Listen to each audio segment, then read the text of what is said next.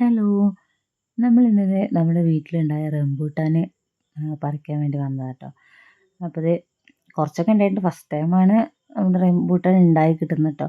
ഇതിന് മുൻപൊക്കെ ഉണ്ടായിട്ടുണ്ട് റംബൂട്ടാൻ, പക്ഷെ അത് നമുക്ക് കഴിക്കാൻ കിട്ടിയില്ല. പച്ചയാകുമ്പോൾ തന്നെ കൊഴിഞ്ഞു പോയിട്ടുണ്ടായിരുന്നു കേട്ടോ.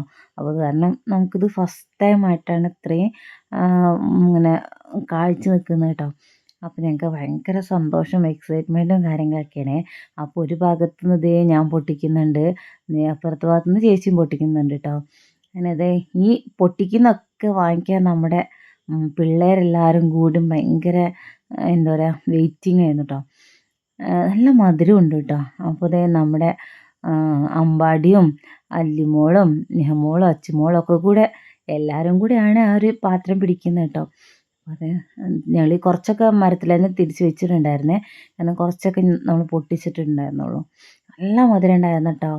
സത്യം പറഞ്ഞാൽ നമ്മുടെ കടയിൽ നിന്ന് വാങ്ങിക്കുന്നതിനേക്കാളും മധുരമുണ്ട്. ഞങ്ങൾക്ക് ഭയങ്കരമായിട്ട് അങ്ങോട്ട് എല്ലാവർക്കും ഇഷ്ടപ്പെട്ടു. ഞങ്ങൾ കുറേയൊക്കെ ഇരുന്ന് കഴിച്ച്. ഇനി കുറച്ചും കൂടെയൊക്കെ മരത്തിലുണ്ട് കേട്ടോ. ഞങ്ങളിനി ബാക്കി ഇനി പഴുക്കാൻ വേണ്ടി നിർത്തിയിട്ടുണ്ട്. നമ്മൾ കുറച്ച് ദിവസം കഴിഞ്ഞിട്ട് വീണ്ടും നോക്കിയപ്പോൾ അത് ഇതിലേറെ ചുവന്നിട്ടുണ്ടായിരുന്നു. നല്ല കുങ്കുമത്തിൻ്റെ കളറായിട്ടുണ്ടായിരുന്നു കേട്ടോ. അപ്പോൾ റംബൂട്ടാൻ്റെ വിളവെടുപ്പ് ഇത്രയൊക്കെയുള്ളൂ. അപ്പോൾ ബൈ.